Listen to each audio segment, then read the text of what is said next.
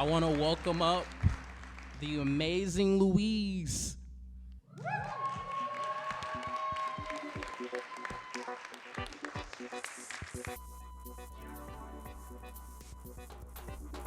Thank you, Keller, for telling us that story and for the introduction.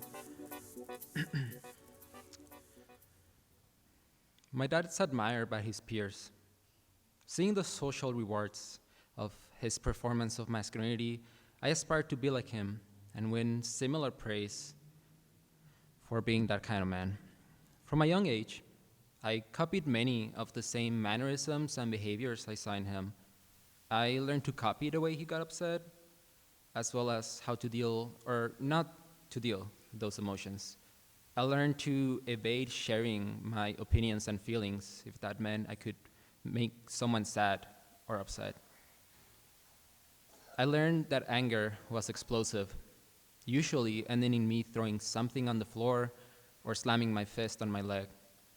I learned to hold off on my tears until I could release them in a room by myself and blow my nose and wash my face as quietly as possible to avoid anyone from suspecting I had cried. I didn't realize it then, but after doing the work to learn more about myself and to unlearn these toxic behaviors I was mimicking, I concluded that I didn't want to inherit my dad's lack of emotional intelligence. 3 years ago, I finally had the literal and metaphorical space to start exploring my journey with masculinity. Since that time, I've been working on continuing to reconcile with my lack of emotional intelligence and getting it up to a point where I can achieve happiness in making my own sense of manhood. After moving away from the border in November of last year, I only heard my dad's voice 3 times.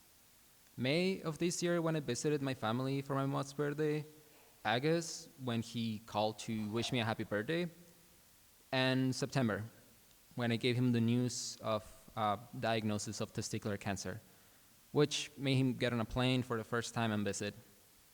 I would like to say that I was excited that he was going to come visit and support me through the healing process after removal of the testicular tumor, but I was really just apprehensive. I felt forced to host an uninvited guest that I couldn't reject. I feel kind of bad for saying this, but I think it would have been better if he didn't visit at all.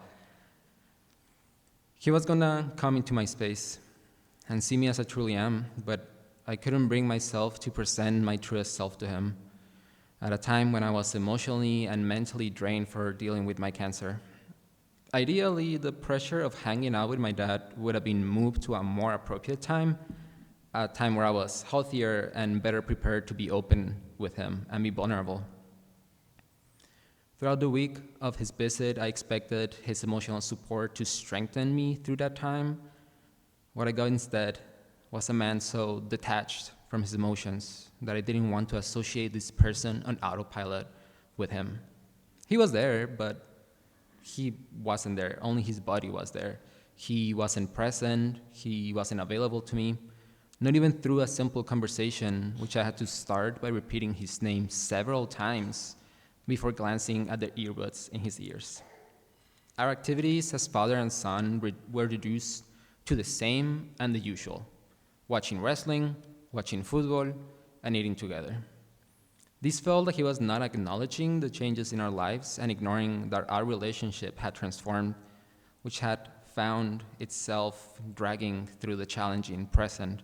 Years-long miscommunication, our different levels of emotional literacy, and my cancer.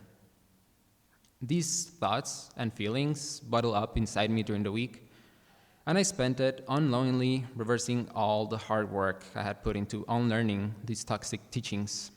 His presence seemed to channel all the negative aspects of my masculinity, making me uncomfortable about being open with him. It was being like a child again. From him, I learned that masculinity meant being in control of my emotions by ignoring them and acting like they were not valid. Our early exercises in this type of masculinity consisted of me getting watery eyes and a certain look from my dad, accompanied with the question, thread, "Do you want me to give you a reason to cry?" and me immediately shutting down these feelings. Very quickly, I learned to suppress sadness, jumping instead to expressions of frustration through episodes of violence and self-harm. At times, these ended with me breaking a toy I was playing with, slamming my hand on a desk, or hitting myself on the side of the head.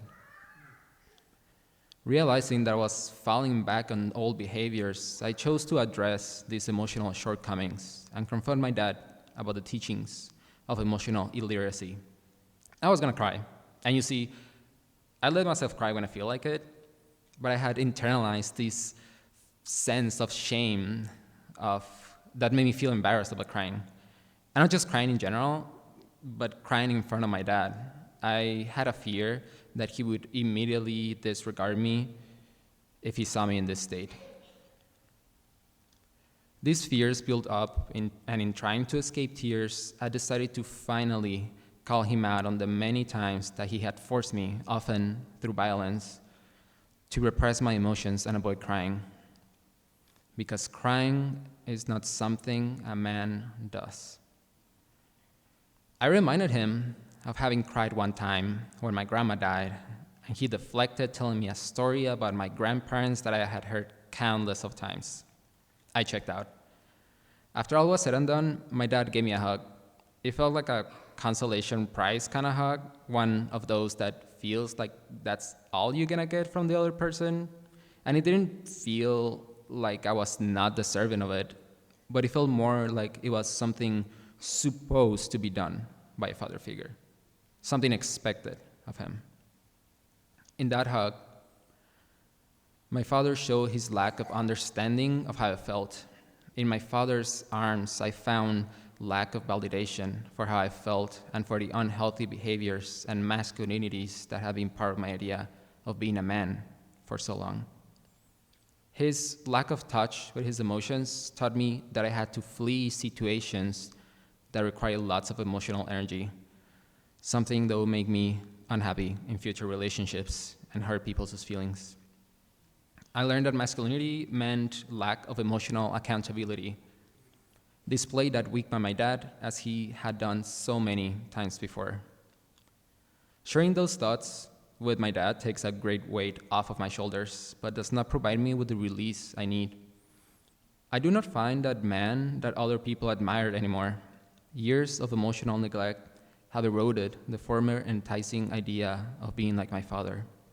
My prolonged absence from his life and my cancer seemed to be the things that were going to push his emotional boundaries and allow us to be vulnerable together.